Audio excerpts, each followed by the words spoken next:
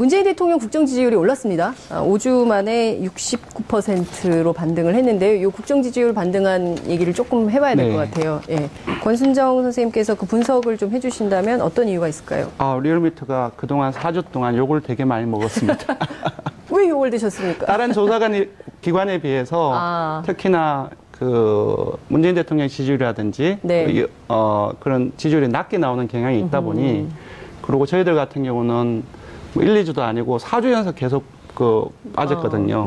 빠지는 거 어떡하겠습니까? 그래서 이번에 정말 3%포인트면은 아주 정말로 크게 오른 건 아니고 상당폭 정도 오른 거거든요. 그래서 일단은 기본적으로 4주 연속 빠진 것은 가장 큰 북핵 그리고 15일 날 있었던 연달아 터졌죠. 미사일 이런 부분들이 그러니까 안보 정국이 가장 큰 이유였고 이 기간 동안에 박성진 그 장관 후보자 인사 논란 이런 부분들은 그 문재인 대통령의 핵심 지지층까지도 일부 이탈하게 만든 요인이었는데 가장 크게는 안보 문제, 그 일부 인사 논란으로 인해서 4주 연속 빠졌다고 보입니다. 근데 이 과정 속에서 제가 봤을 때는 이성보다는 감성이 엄청나게 활성화됐던 시기였던 것 같아요. 그것이 먹고 사는 문제가 아니라 죽고 사는 문제와 관련돼 있기 때문에 그렇지 않았나. 홍준표 대표의 말에 따르면은.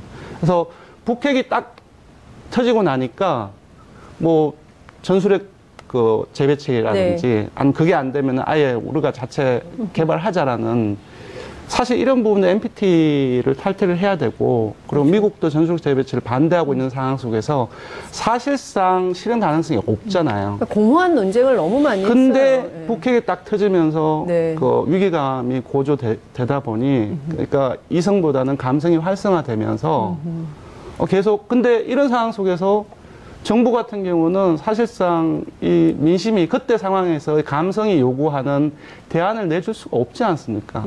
폭격을 하겠습니까? 어떻게 하겠습니까? 그러니까 지금 말씀이 그래서 정확한 지적을 조금 더 정리를 하자면 그래서 기본적으로는 이 4주 기간 동안에 흐르는 동안에 조금 많이 흘렀잖아요. 감성이 활성화되었다가 조금 이성이 활성화되는 과정으로 그 전환이 되었고 그 결절점이 제가 보기에는 문재인 대통령의 유엔 연설이 결절점이었다고 생각하고 며칠 전에 전술핵 배치 안 된다라고 이제 선을 그었던 부분들이 결절점이 아니었나라고 생각이 듭니다. 그것이 하나의 요인이라고 보입니다. 저는 이제 말씀하신 맥락은 비슷하고요. 북핵이 터지면서 이게 왜 이렇게 관리를 못하지? 대통령이 주도적으로 뭐 한다며 이렇게 한다고 이렇게 선언을 했는데 효과가 바로 안 나오잖아요. 그래서 처음에는 좀 불만들이 있었는데 쭉 지켜보니까 트럼프하고 김정은하고 이게 하는 모양새 자체가 막 이 걷잡을 수가 없잖아요, 사실은. 막말 대행진. 네, 막말로 가고 이거 통제가 불가능하겠구나. 이건 이제 국민들이 안 거예요, 다. 그렇죠. 그러다 보니까 이게 누구를 대통령으로 세워놔도 이게 쉽지 않겠구나. 이게 좀 판단을 한 거고 그런 측면에서 그나마 문재인 대통령께서 유엔 총회나 이렇게 말씀하신 걸 쭉 들으면서 그래도 중심을 잡고 있구나. 그래도 좀 지켜주고 싶다, 안아주고 싶다. 이런 어떤 저는 제가 볼 때는 100% 동의하지 않더라도 그래도 김정은, 트럼프 저 사이에서 우리의 생존을 지키기 위해서는 문재인 대통령 중심으로 좀 단결을 해야 하는 거 아니냐라는 어떤 정서가 형성된 게 아닌가. 이게 첫 번째인 것 같고요. 두 번째는 그래도 여야정이 모였지 않습니까? 그래서 여야 대표회담을 하는 걸 보면서 어쨌든 그게 어제 성사는 됐습니다. 며칠 전부터 계속 보도가 됐었습니다. 개최될 상황에 대해서. 그러다 보니까 협치에 대한 어떤 그런 어떤 노력을 하는 정부가, 대통령이 이런 것들에 대해서 좀 높게 산 것. 그리고 최근에 이제 MB에 적폐가 막 드러나다 보니까. 아니, 오늘 입장을 밝히셨어요. 밝혔습니까? 네, 밝혔습니다. 난 적폐 아니다?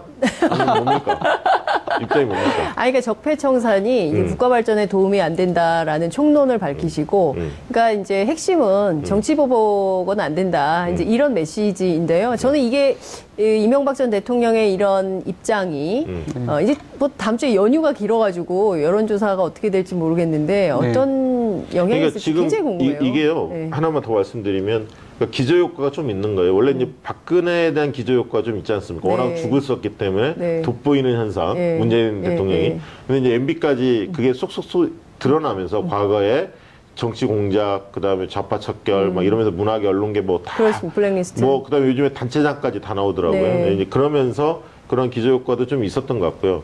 근데 이러다 보니까 사실 이 반등을 했는데 이게 하락을 하다가 한 번 반등하기 쉽지 않은데 반등을 했어요. 네. 이게 다음 주까지 이어지냐가 중요한데 네. 공교롭게도 이제 추석 연휴가 그렇습니다. 딱 있는 거예요. 그러면 지금 MB가 제가 볼 때는 잘못한 게 나름대로는 전략을 세운 엄청나게 게 계산해서 전략을 세운 건 뭐냐면 네. 추석 밥상에 네. 이 지금 적폐청산의 이 드라이브를 네. 정치 보복의 프레임으로 전환시키는 생각 속에 던졌겠죠. 분명히. 그러나 네. 예. 제가 볼 때는 MB에 대한 선호도나 이 신뢰도 자체가 바닥이거든요, 지금. 바닥. 왜냐하면 역대 대통령 선호도 조사, 지지도 네. 조사해 보면 MB가 거의 바닥입니다. 사실은. MB는 바닥이다. MB는 바닥이다. 예. 그렇기 때문에 그 메신저에 대한, MB에 네. 대한 말의 신뢰성, 진정성을 느끼겠느냐. 저는 변명으로 보일 것 같고요. 그렇다면 추석 밥상이 지금 오를 게 북핵 네. 문제, 북핵. 문재인 대통령에 대한 국정 운영에 대한 평가가 네. 있을 것 같고요. 네. 그다음에 이제 야당 중에는 제가 볼 때는 홍준표를 별로 거론하지 않을 것 같고. 자유한국당 홍준표 대표 안 갔어요, 어제도. 예. 예. 근데 별로 거론을 안 할 겁니다. 왜냐하면 추석 밥상에서 네. 홍준표 이야기를 꺼내기가 약간 머쓱할 거예요. 별로 꺼내고 싶지 않을 거고. 네. 안철수 대표는 좀 이 얘기가 나올 겁니다. 안철수에 대해서 어떻게 볼 거냐. 네. 근데 거기에 MB가 하나 소재가 또 올라온 겁니다. 그렇습니다. 밥상에. 예. 과연 그게 MB가 원하는 쪽으로 네. 이게 작동할 것 같느냐. 예. 저는 좀 아니다, 부정적으로 부정적으로. 보고요. 예. 그래서 시간이 다 돼가지고 네. 권순정 실장님 어떻게 보시는지 간략하게 듣고 네. 재밌는데 끊기가 상당히 예, 저는 뭐냐면 네. 그 자유한국당이 어쩔 수 없는 측면도 있었지만 문재인 대통령의 지지층을 이탈시키는 측면에서는 정말로 큰 실수를 했다고 생각해요. 그러니까 지난 주말을 거치면서 네.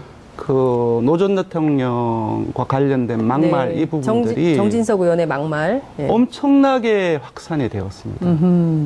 그리고 이것을 보는 이제 네. 유권자들 같은 경우는 그러니까 민주당을 지지하거나 진보 진영뿐만 아니라 그 보수정이라든지 이런 사람도 이건 좀 과하다. 너무하다 이거는. 예. 이 정도까지. 그러니까 모든 것을 지금 MB 정부에서 어떤 블랙리스트라든지 어떤 선거 개입이라든지 이런 부분들에 대해서 어떤 정치 보복 프레임으로 몰기 위해서 알겠습니다. 하나 던진 것이 막말인데 이런 부분들이 너무 컸어요. 실질적으로 MB 진영 정진석 의원 그리고 이제 후순위로 이명박 전 대통령이 직접 나서서 적폐청산에서 이른바 그 정치보복 프레임으로 전환을 하려고 추석 앞에 의제를 던졌지만 이것은 실패할 가능성이 높다. 두 분 동의하십니까? 네, 왜냐하면 사자방에 대해서 국민적인 반감이 굉장히 높거든요. 알겠습니다.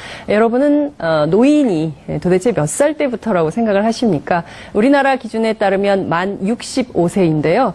그런데 65세 이상 고령자가 늘어나면서 지하철 무임승차에 따른 운임 손실이 커지고 있는 상황이라고 합니다. 이 문제에 대해서 10명 가운데 4명은 무임승차 연령을 70세로 올려야 한다. 이런 답변을 했는데요. 오늘은 두 분의 전문가 모시고 함께 이야기 나눠보도록 하겠습니다. 권순정 리얼미터 조사 분석 실장님 나오셨습니다. 어서 오십시오. 안녕하십니까. 네, 반갑습니다. 네. 박시영 윈지코리아 컨설팅 부대표님 자리하셨습니다. 어서 오십시오. 네, 반갑습니다. 박시영입니다. 네. 시청자 여러분들께서도 함께 참여하실 수 있으십니다. 샵 5400, 샵 5400으로 다양한 의견 보내주시기 바랍니다. 지금 현재 페이스북 라이브로도 함께 하실 수 있는데요. 주변에 많이 알리셔서 함께 소중한 의견 나누실 수 있었으면 좋겠습니다. 네, 본격적인 얘기를 하기 전에 거리가 굉장히 멀어요. 제가 오랜만에 나왔더니. 네. 가까운 건가요? 제 소리 들리세요? 네, 잘 들립니다. 알겠습니다. 본격적으로 얘기를 좀 해보도록 하겠습니다. 나이가 들어가니까 나는 도대체 언제부터 노인이 될까 이런 생각을 하게 되는데 권순정 선생님 어떻게 생각하세요? 노인 몇 살부터일까요? 지금 법적 노인 기준은 65세로 되어 있죠. 네. 근데 지금 그 수명이 길어지고 그리고 그러는 과정 속에서 피부도 탱탱해지고 저보다 제가 봤을 때는 피부가 탱탱해진다. 예.